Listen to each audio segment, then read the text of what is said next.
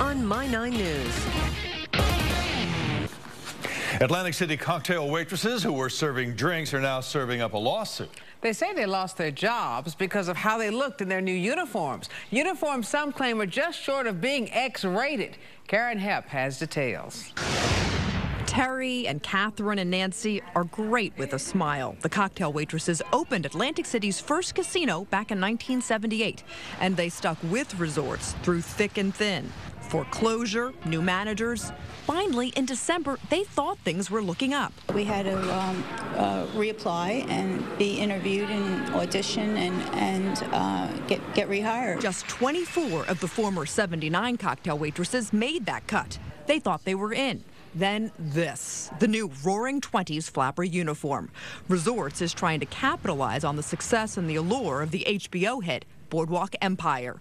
The ladies were asked to model the uniform for a photo shoot. The photographer said to smile, and so I was standing smiling, and then he took the camera, and he wasn't taking my face. He took me from the neck down. A week later, Nancy, Catherine, Terry, and 12 others were fired. You feel just humiliated. I've never been fired in my life. Union leaders say it's discrimination. The hotel was clearly targeting middle-aged women. Here's what Resorts has to say. All cocktail servers were given individual consideration, and the selection process was conducted in a fair and objective manner. I'm Karen Hepp, My 9 News. Now we're taking on the firing of those waitresses in Atlantic City. Joining us are attorney Joshua Cohn and employee rights attorney Bruce Atkins. Women were asked to wear those outfits. Many of them lost their jobs. Bruce, what do you say to them? The ages of those women were between 40 and 60. It certainly smells of age discrimination to me. The employer just wants to change its image, I guess, but at the expense of older women losing their jobs is a discriminatory act, in my opinion. Josh, they were told, actually, that they could have other jobs. Isn't that enough?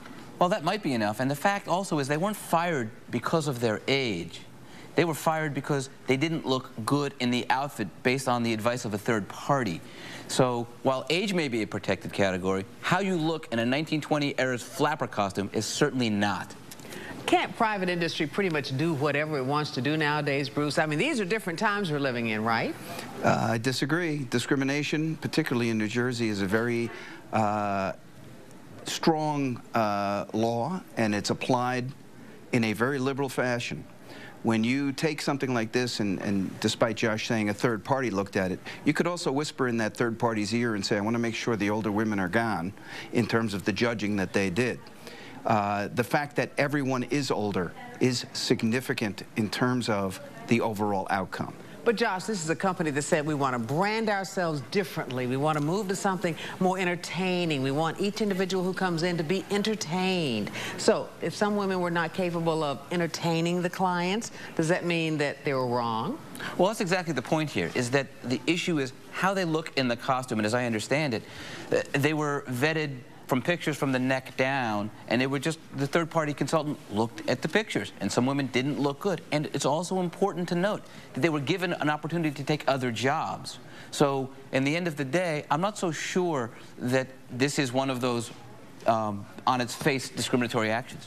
Bruce, a few years ago, the Brigada actually asked some of their employees to sign a statement saying things like, if you gained a certain amount of weight, you could be dismissed. If something changed in terms of your body, the way your body looked. Is that right? It does give rise to a course of conduct. Here, I believe the union is bringing a discrimination action against the hotel.